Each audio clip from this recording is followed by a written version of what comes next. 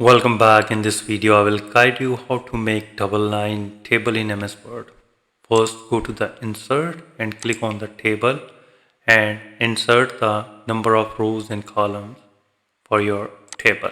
So instead of applying a double border style directly, you can create a layered double line effect using cell spacing. And now click on this four-sided arrow to select the table.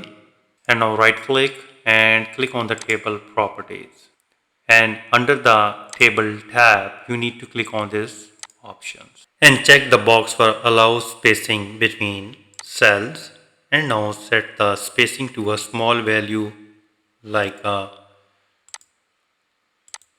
cm, and now click OK, and now click OK.